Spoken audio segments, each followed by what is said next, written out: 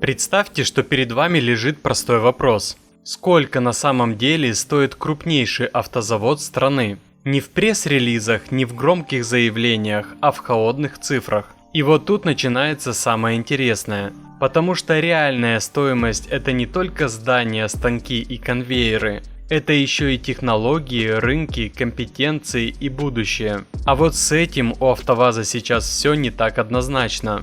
Если отбросить эмоции и посмотреть на ситуацию как инвестор, картина выглядит довольно прагматично.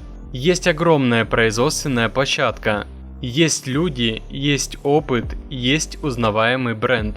Но при этом нет полного цикла собственных технологий. Ключевые узлы уже закупаются. Разработка новых решений либо замедлена, либо экономически невыгодна. А рынок, на котором все это должно окупиться, ограничен. И вот представьте, что вы крупный инвестор. Вы приходите и задаете себе простой вопрос. Сколько я готов за это заплатить? Раньше ответ был одним. Когда в капитал заходил западный партнер, завод имел доступ к технологиям, интеграцию в глобальные цепочки, перспективу роста. Тогда платили за будущее. Сейчас ситуация другая.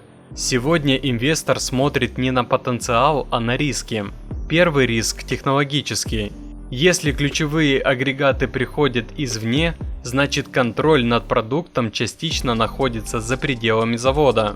Это сразу снижает ценность актива, потому что вы зависите от поставщиков. Второй риск – рыночный. Основные продажи сосредоточены внутри страны. Экспорт ограничен. Это значит, что масштабировать бизнес сложно, а без масштабирования любые инвестиции окупаются дольше. Третий рынок – стратегический. Если компания сама признает, что разрабатывать свои решения невыгодно, это сигнал для инвестора. Значит, в будущем зависимость от внешних технологий только усилится. И вот на этом фоне появляется логичный вопрос. А сколько тогда стоит такой завод? Есть ощущение, что сегодня его оценивают совсем иначе, чем раньше. Не как центр разработки, а как площадку для сборки. Не как источник технологий, а как инфраструктуру. И это сильно меняет правила игры. Потому что если ты покупаешь не технологии, а площадку, ты платишь иначе, меньше. Но при этом покупаешь контроль над тем, что на этой площадке будет происходить. Свежие инсайды с рынка выкладываю в своем телеграм-канале. Недавно вышли посты про запуск серийного производства 3 новых моделей Волги и про выход обновленной Лады Нивы Бронта. Не про все темы успеваю делать видео, так что заходите в телеграм. Теперь давайте посмотрим на ситуацию с другой стороны. Зачем вообще кому-то заходить в такой актив, как АвтоВАЗ? Ответ довольно простой. Рынок. Несмотря на все сложности, он остается крупным. Люди покупают автомобили и будут покупать дальше. А значит, это возможность закрепиться, зайти не с нуля, а через уже существующую структуру. Второй момент – производственные мощности. Производить завод с нуля – это годы и огромные деньги. Здесь же все уже есть. Конвейеры, логистика, персонал. Нужно только адаптировать под свои задачи. Третий фактор – бренд. Как ни крути, Лада остается узнаваемой. И это тоже актив, потому что продавать машины под знакомым именем проще, чем выводить новый бренд. И если сложить все это вместе, получается довольно интересная модель. Инвестор получает доступ к рынку, инфраструктуре и бренду. Взамен приносит технологии, комплектующие и деньги. Звучит как классическое партнерство, но есть нюанс. В таких схемах тот, кто приносит технологии, почти всегда оказывается в более сильной позиции. Потому что именно он определяет, что будет производиться, какие модели выходить, какие решения использовать. И тогда возникает главный вопрос, что остается второй стороне. Чтобы понять это, достаточно посмотреть на опыт других стран. Когда локальные производители переходят на использование внешних платформ и агрегатов, со временем они теряют способность создавать что-то свое. Инженерная школа деградирует, потому что нет практики, а без практики нет развития. И в какой-то момент компания превращается в сборочный центр. Да, современный, да, эффективный, но все же центр, а не разработчик. Теперь вернемся к теме сделки. Потому что разговоры об инвестициях – это не просто слухи, это логичный следующий шаг.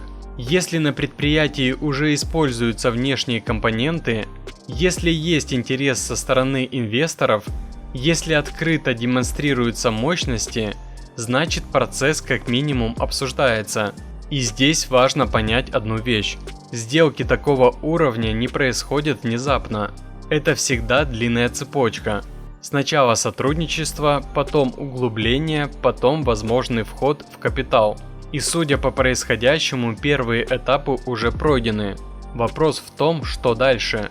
Если представить, что инвестор действительно заходит, у него есть несколько вариантов. Можно оставить все как есть и просто зарабатывать на поставках. Можно постепенно увеличивать влияние, участвовать в управлении. А можно пойти дальше и взять контроль.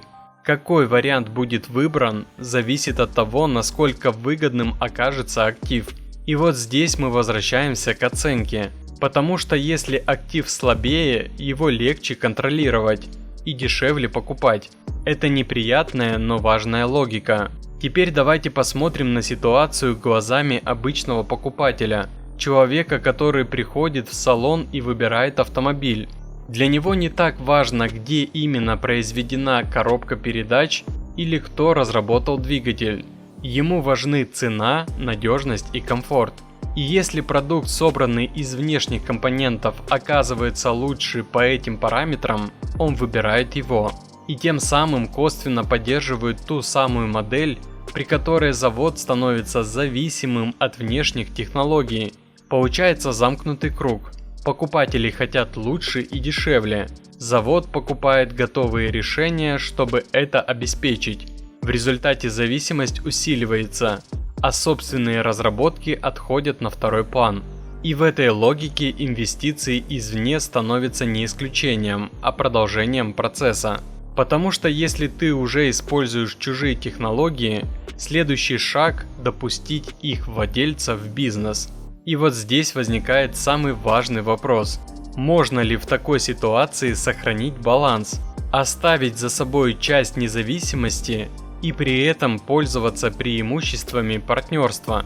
Теоретически да, практически это требует очень сильной позиции, четкой стратегии и готовности вкладываться в свое развитие, даже если это дорого и долго.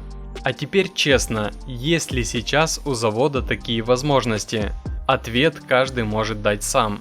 Потому что мы видим факты. Закупка ключевых компонентов, осторожные заявления о невыгодности разработки, интерес со стороны инвесторов.